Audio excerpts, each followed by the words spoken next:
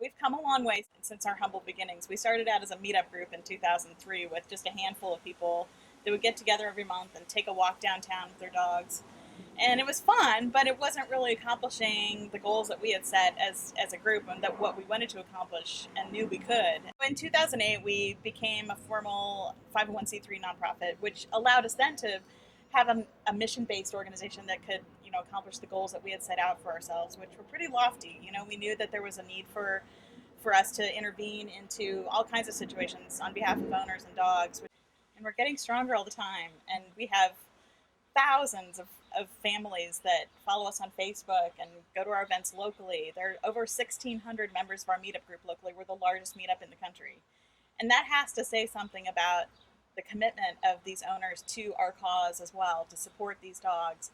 Because without that sort of dedication, we wouldn't be where we are today.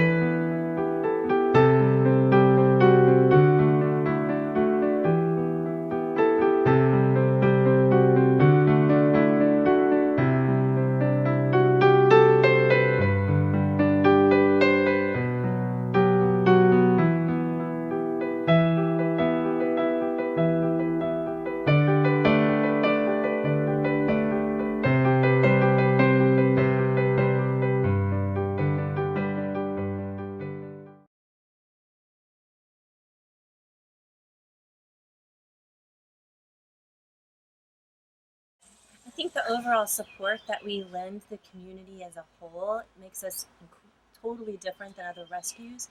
We really focus on advocating and education of those individuals so that they can take it to a larger scale. So we have kind of this army of animal lovers to move us forward and promote this type of dog. And I think that makes us incredibly different than most other rescues and other animal welfare organizations.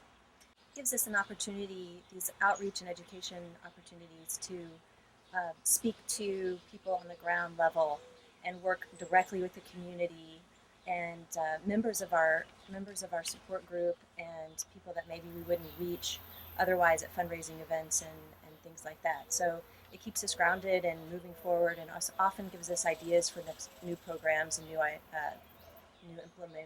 implementing new ideas and programs.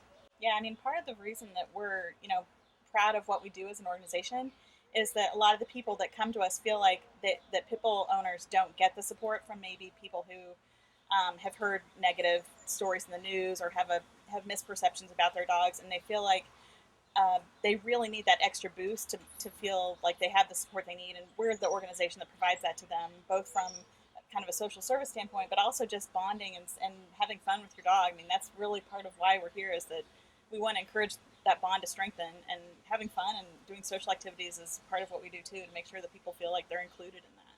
And it supports basically our message and our strong belief that no dog should be discriminated against because of the way they look. So our events are open to anybody who wants to join us and just have a good time and basically show that they're supporting equality among all breeds. And that's really something that this group, is a foundation of why we're here. And it goes from everything from fighting for people's access to equal housing opportunities to fighting breeds discriminatory measures that are proposed in the legislature, either statewide or locally.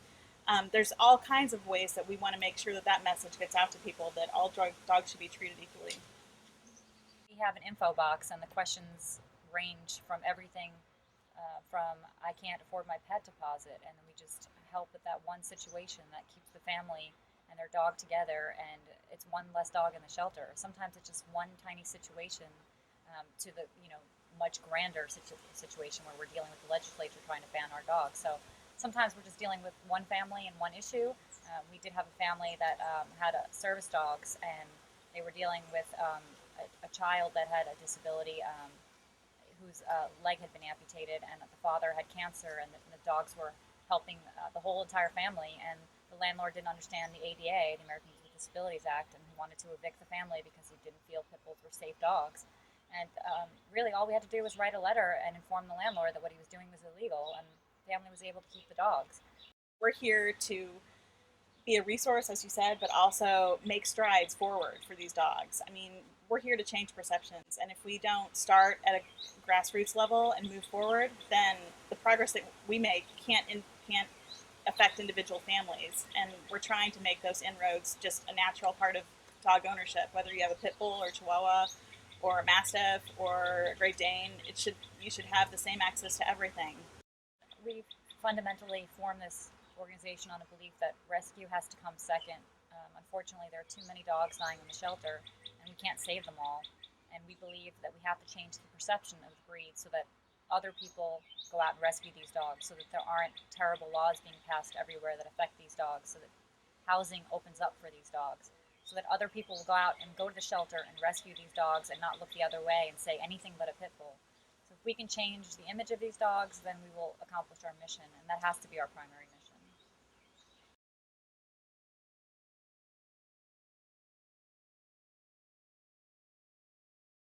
The rescue program started with 3 dogs we were contacted about in Martindale, Texas. It was a winter, and they were highly publicized on the news.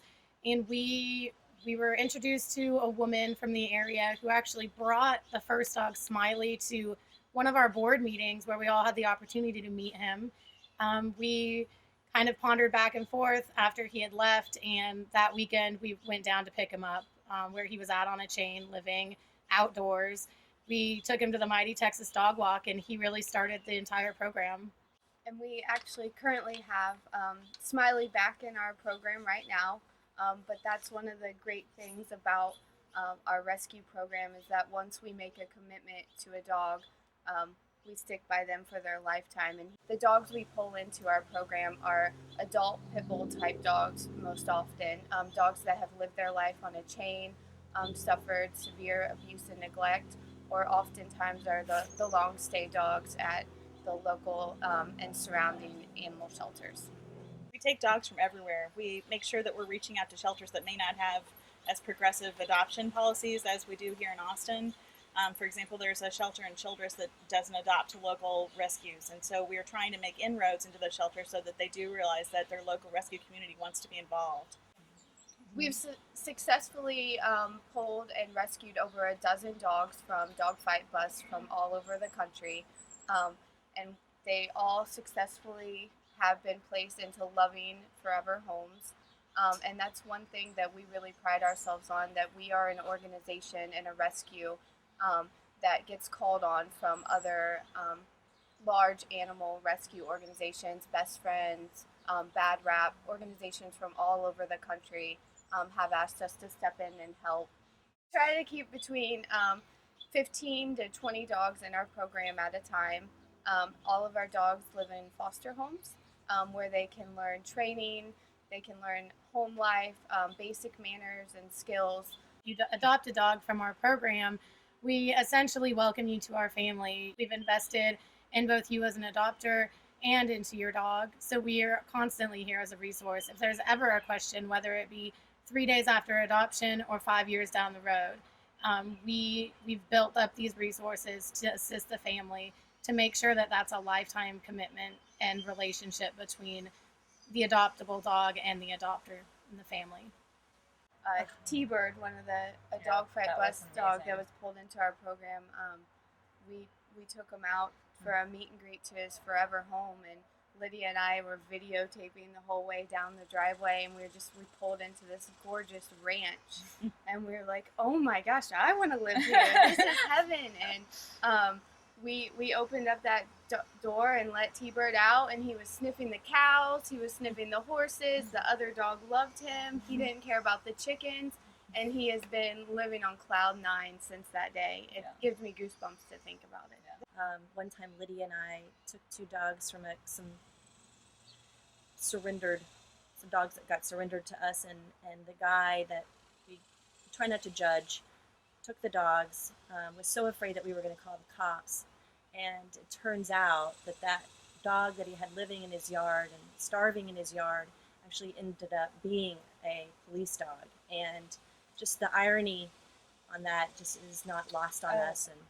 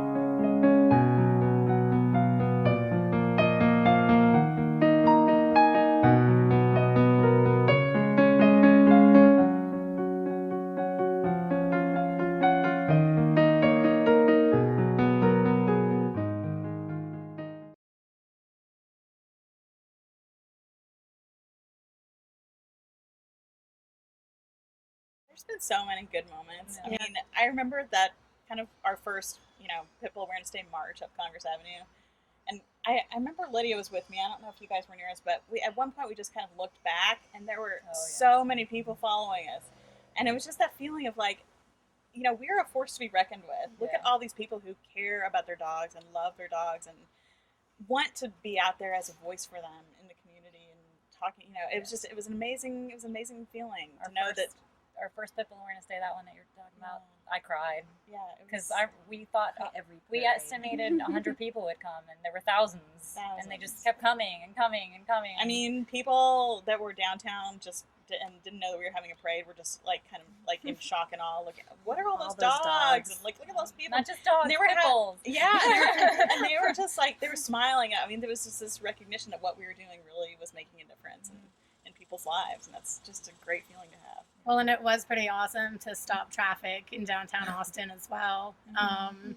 It was just the people in their cars watching us walk by, and we were getting honks, and just amazing, and the joy that everybody had, and their dogs, and just that we were a one, it was amazing. And people look forward to that event every year. I mean, it's a lot of work, but the return that I think people get from being participants in that day it comes back so many more times to us and to them.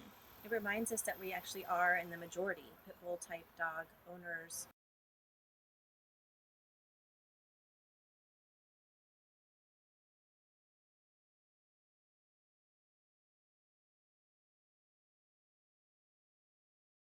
So the volunteers that work with us play a huge part. I mean, we couldn't do this without them, and we're always looking for people to help. Because without them, we're going to basically kind of flatline. We'll stay where we are, but with more volunteers coming in to help us, the more growth we can experience, the more events we can do, the more dogs we can help. It's part of how we hope to grow. And Lovable is 100% volunteer, always has been and still is. Each and every volunteer that work with us, they put in countless hours of time, their own time that is so precious to everyone, and we're so grateful for that. Volunteering with an organization like this is not easy. It's very emotional. You're often drawn to these things because you're emotionally attached to the reason behind the group, and so it's not easy for our volunteers. It's not easy for us, but all these little things that we keep doing and these strides that we keep making, and the more people that join us and become part of the family.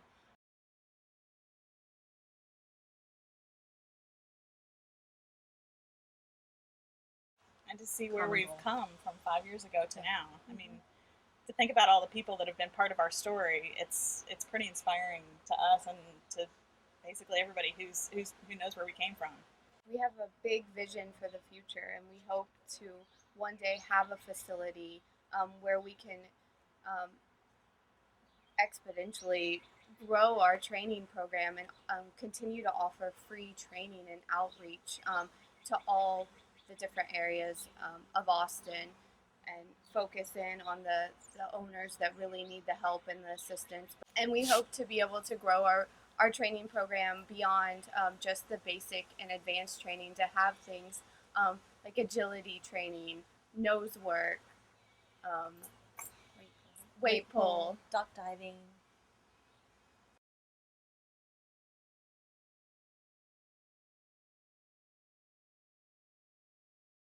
We'd just like to say thank you to all our wonderful volunteers.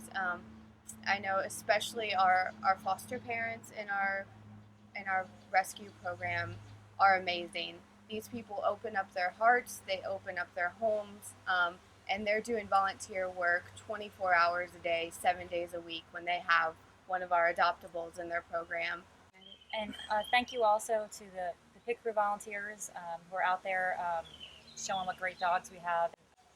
We really have a huge core of supporters out there in the community. Without our supporters and really our donors, we wouldn't be where we are today. And including our city leadership, our city council is always open to helping us.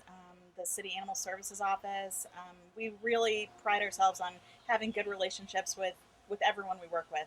We have several different committees, and we want to say thank you to those committee chairs.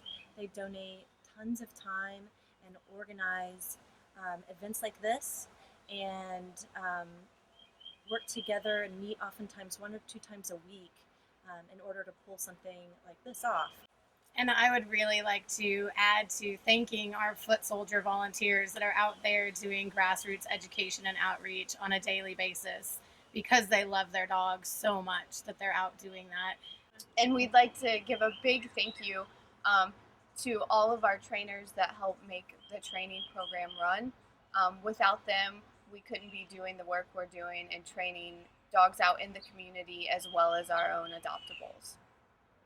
And I also want to give a really big shout out to Oak Hill Veterinary Clinic, Dr. Mockler, Renee, Alex. We couldn't rescue without them, and we really appreciate that. We also work with Research Pet and Bird Hospital.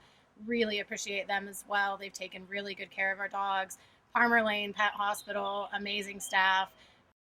I would like to thank everybody for coming tonight, because your generosity is what makes this happen, and we have so much that we want to accomplish in the next 5 years. I never thought we would be where we are today, so I'm hoping that we bust our wildest dreams in the next 5 years, and that you can help us make that happen.